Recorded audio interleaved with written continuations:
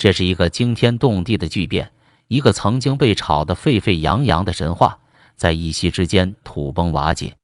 那个曾经被无数人寄予厚望的鼎一峰，如今已彻底撕下了伪善的面具，露出了他邪恶的本性。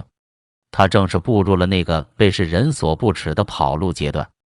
而在这之前，早已有敏感的投资者察觉到了不对劲，他们纷纷抱怨，已经好几个月没有收到应有的分红了。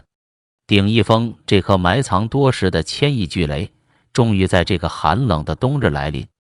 一纸公告无情地宣告，那些烈火般燃烧的钱财梦想都化为乌有。鼎一峰发出了震惊四座的公告，他要将所有的投资者资金全部转化为毫无价值的数字期权，等同宣布所有投入他体内的金钱化为乌有。这就像是一场没有任何预兆的突然倒塌。鼎一峰摘下了那张虚伪的面具，暴露出了他贪婪与狡诈的本质。他正是步入了跑路的末路，而敏锐的投资者早在前期鼎一峰停发分红时就已意识到大势已去。而此时此刻，鼎一峰犹如一颗埋藏于深圳地下的千亿乌雷，随时都可能引爆，掀起层层飓风，让2024年的深圳房地产市场陷入前所未有的寒冬之中。为何一个民间投资公司的倒闭会导致如此惨重的连锁反应？这正是鼎一峰这个由专营玄学的隋广义所创立的庞氏骗局的可怕之处。1962年出生的隋广义，自称新世纪的巴菲特，声称能借助玄学来精准预测金融市场，被媒体盛赞为中国的股神。他凭空捏造了一个名叫禅意投资法的理论，号称只要遵循天地人三者的整体运作规律，就能在股市百试百灵。事实上，这套理论纯粹是空中楼阁，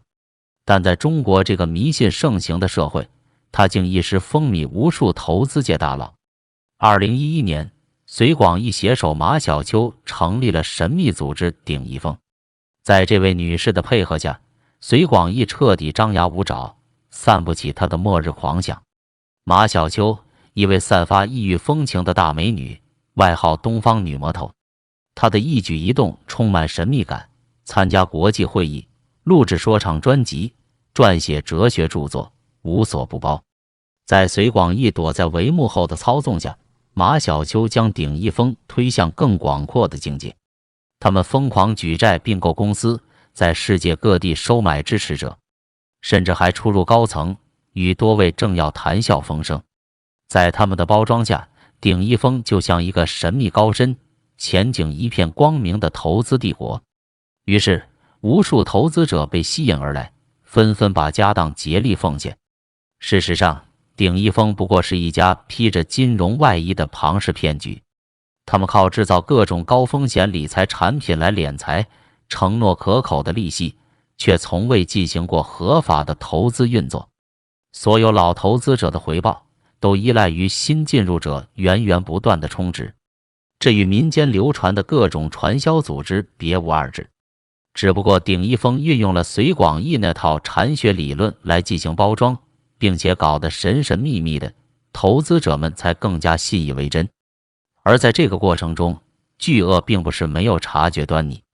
他们只是在贪婪驱使下选择性失明，最终被自己的欲望所害。为了充分利用杠杆，巨鳄们纷纷抵押房产和豪车去银行融资，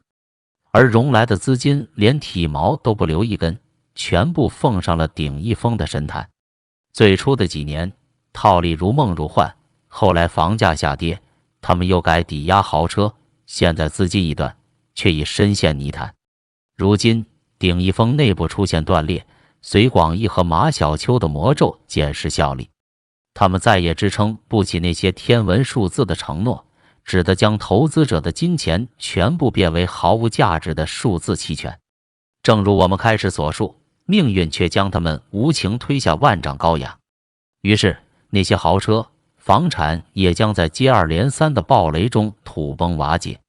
最终，深圳这座城市的整个金融体系都将在这场骗局的余波中剧烈摇晃。这个利用所谓禅意投资法行骗的诈骗集团，不仅将上万普通投资者的血汗钱据为己有，还巧妙利用了房产抵押贷款，将银行的钱也套了进来。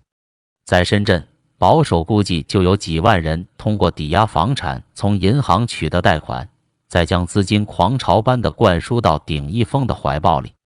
只要房价上涨，他们就能从银行贷到更多的钱，而鼎一峰高额的月分红正好足以填补他们银行贷款的利息，如此便形成了一个精妙的融资循环圈。在这个天衣无缝的机制里，投资者得以轻松地躺着赚钱，乐此不疲，哪怕不做任何事，也能靠着鼎一峰的分红获利翻倍，这简直是投资者的天堂。然而好景不长，随着鼎一峰突然断崖式跑路，这些投资者的美梦也随之破碎。他们在无力获得分红来偿还抵押贷款的利息，那些投入鼎一峰的资金更是难以收回。银行的贷款很快便要到期，而他们既无钱偿还本金，也无力还利息，这无疑是如坐针毡的痛苦折磨。于是这些投资者就只能通过疯狂抛售资产来获救了。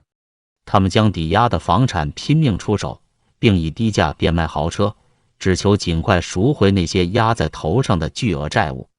可想而知，这场为了还债而引发的房产和豪车抛售潮，势必会对深圳的房地产市场造成无法估量的负面冲击。